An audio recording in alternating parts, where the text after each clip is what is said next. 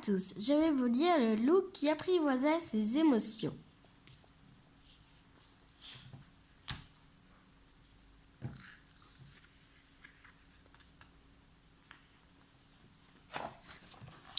Il était une fois un loup qui vivait dans une belle forêt, entouré de tous ses amis. Il s'appelait Loup. Mais ce loup avait un souci. Il était trop émotif, joyeux, fâché, triste, excité, changeait d'humeur à 100 à l'heure.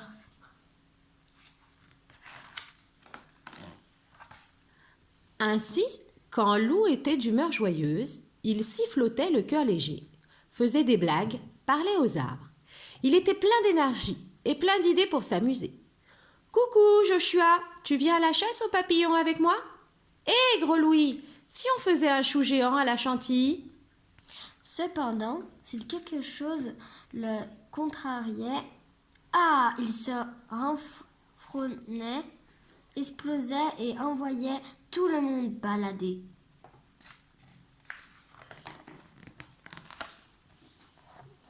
Tu dois apprendre à te calmer, Loup, dit un jour Maître Hibou, excédé. Tu nous donnes le tournis. Apprendre à me calmer, mais pourquoi, demande Loup. Pour être plus serein, explique Valentin. Plus cool, quoi, ajoute Joshua, mais ne t'inquiète pas, nous allons t'aider. L'entraînement zen commence demain chez moi. Le lendemain, Loup se rendit chez son ami pour contrôler ses émotions.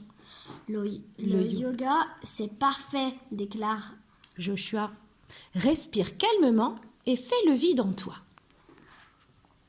Joshua enchaîna les positions, lotus, montagne, pont, et Loup essaya de l'imiter.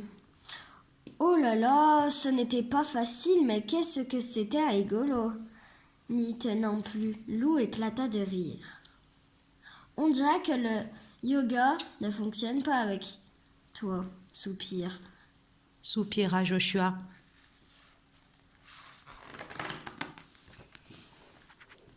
À l'extérieur, Alfred attendait Loup de pied ferme.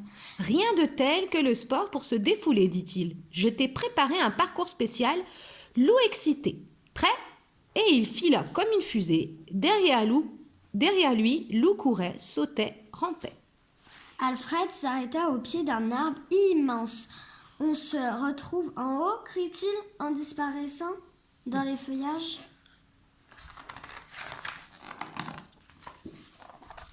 Arrivé au sommet, Loup regarda en bas et sa gorge se serra, son cœur se mit à cogner dans sa poitrine, ses jambes à trembler. « Alfred, j'ai peur !» panique-t-il. « Je vais tomber !»« Calme-toi, Loup, je suis avec toi. On va redescendre ensemble, doucement. » Loup prit une grande inspiration et tout tremblant, il redescendit. « Tu as vaincu ta peur, tu peux être très fier de toi !» le félicita Alfred. Loup soupire. « Ah ça oui, il était fier de lui. » Loup sourit.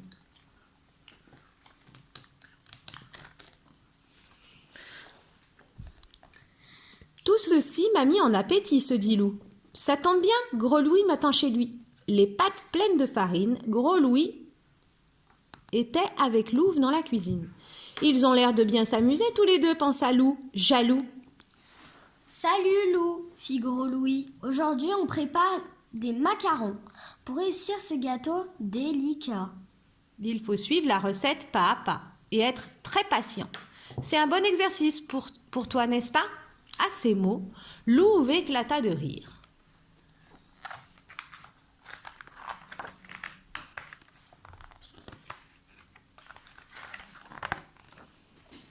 Loup sentit la moutarde lui monter au nez. Il devient tout rouge, tapa du pied et explosa.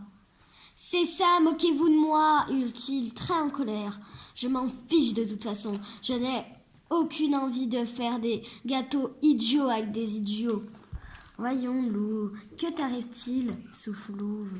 Stupéfaite, mais Loup était déjà loin, grommelant dans sa barbe et donnant des coups de patte dans les arbres.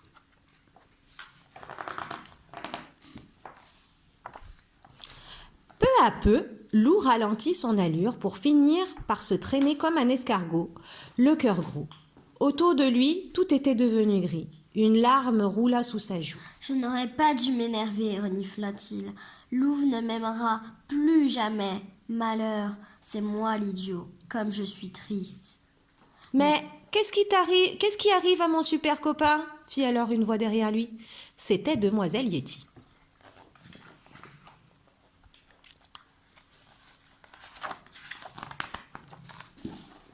En pleurant à chaudes larmes, Lou raconta à son amie ce qui s'était passé et lui fit un gros câlin, puis elle dit « Ce qui est fait est fait. Maintenant, il faut réparer ta bêtise. Va voir Louve et Gros Louis. Et excuse-toi, tu te sentiras beaucoup mieux après. » « Et si Lou ne veut pas me pardonner, fit Lou, inquiet. »« Qui ne tente rien n'a rien, répondit demoiselle Yeti. Allez, file !»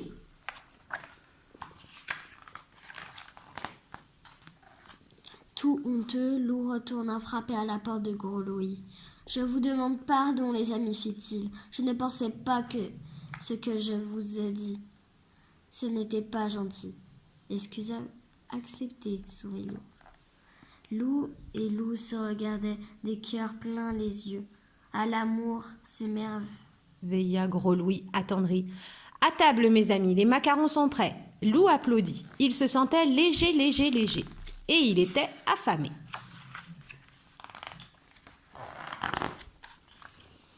Le lendemain, Lou avait rendez-vous avec Valentin. Quelle activité son ami lui avait donc préparée?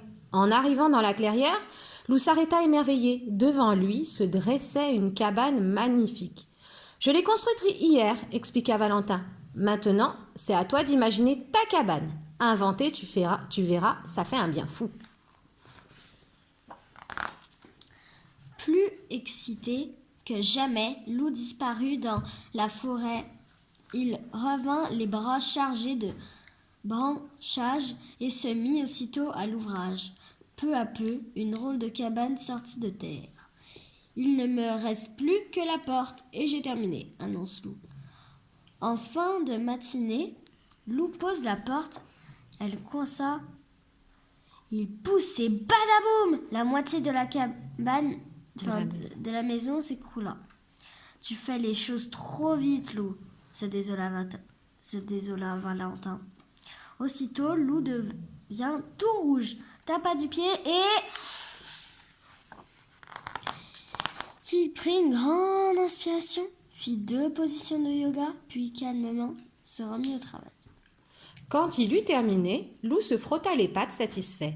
« Youhou, les amis, j'ai fini, appela-t-il. »« Waouh !» s'exclama Valentin. « Ta cabane est incroyable et tu l'as terminée sans t'énerver » ajouta maître Hibou. « Bravo, Lou !»« Pour fêter ça, je vous invite tous à goûter à l'intérieur, sourit Lou. À vous l'honneur.